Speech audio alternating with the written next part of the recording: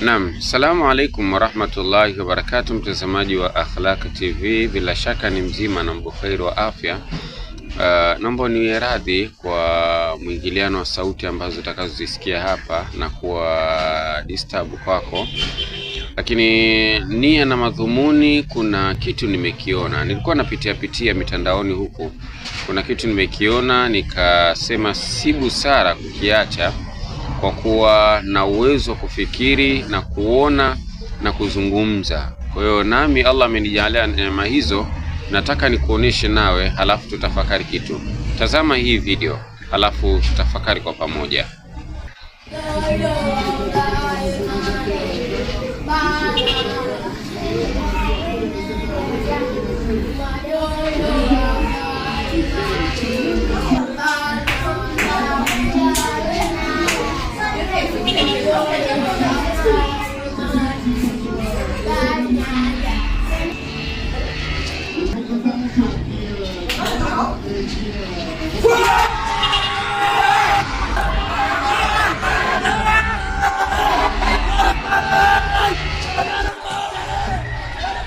Okay, naam.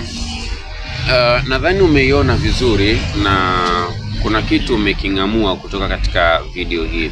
Sasa mimi nataka tutafakari nukta moja muhimu sana kutoka kwenye hii video. Hawa watoto pamoja na familia nzima, kwa maana ndugu zao, umeona pia mpaka majirani wakiwa madirishani wakichungulia, wakicheki moja kati ya mechi ambazo zimemalizika kwenye weekend hii ikitamatisha michuano ile ya AFCON kwa mwaka 2025 2026. Sasa swala kubwa hapa si wao tu kuwa na mapenzi na okay, nadhani umeona vizuri hii video na umegundua kitu ama umeng'amua baadhi ya vitu baada ya kuwaona watoto hao pamoja na wazazi wao wakiwa kwenye furaha kubwa ya kusherekea timu yao, lakini kabla ya kusherekea walikuwa na huzuni kubwa. Mioyo yao ilikuwa imebeba uzito wa maumivu, kiasi kwamba inawezekana kuna watu walishapoteza fahamu kwa pressure tu ya hilo tukio la penalti iliyokuwa inakwenda kupigwa hapo. Sasa issue mimi sio tuzungumzie kwenye upande wa mpira huo. Issue nataka turudi katika upande wa nafsi zetu na dini yetu, hasa dini tukufu ya Kiislamu. Sisi vijana wetu wengi sana huwa hatuna uhakika kama wana imani ama wana hisia ambazo zinakwenda kugonga kwenye mioyo yao, hususan linapokuja swala zima la dini. Leo hao wamekuwa wazalendo kwa timu yao ya taifa ni kwa sababu wazazi na jamii inayozunguka kwa ujumla wametengeneza hiyo hali kwao, wamewatengenezea uzalendo, wamewatengenezea kuupenda huo mchezo. Sisi vijana wetu, watoto wetu, baba Muislamu, mama Muislamu, watoto Waislamu, lakini tumekuwa hatuwapi nafasi ya kuwapandikiza uzalendo juu ya dini zetu ama juu ya dini yetu. Leo hii kaa na watoto wako, hebu jaribu kuwafikirisha katika njia hizi za kidini.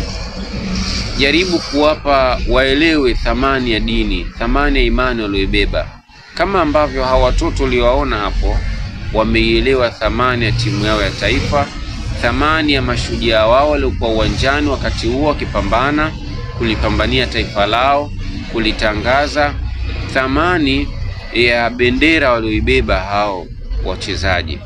Hivi vyote hawa watoto wanavitambua, na wao wanajua thamani ya kuzaliwa ndani ya taifa hilo la Senegal.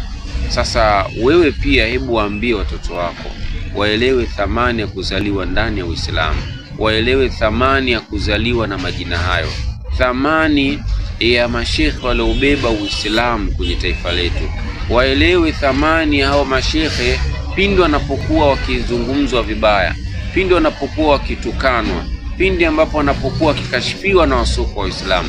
Waelewe kwamba hawa wana thamani kubwa na wao waumie. Isifikie mahala na wao ndo wanaingia mitandaoni wanasema okay, acha tu Mungu mwenyewe atafanya. tunatakiwa tuwapandikize hivyo vitu watoto wetu. Kwa hiyo kwa kuyasema hayo, mimi nadhani kuna vingi ambavyo mmeng'amua kutoka kwenye hiyo video pamoja na yale ninayozungumza mimi. Inshallah, mimi ni Sheha Makame. Siku nyingine uwe nasi, lakini pia tunakukaribisha kwenye fursa mpya ya Peace Kikoba, fursa ambayo unaweza kuwekeza na ukapata mafanikio makubwa sana kwenye maisha yako. Billahi tawfik, assalamu alaikum warahmatullahi wabarakatuh. Maasalam.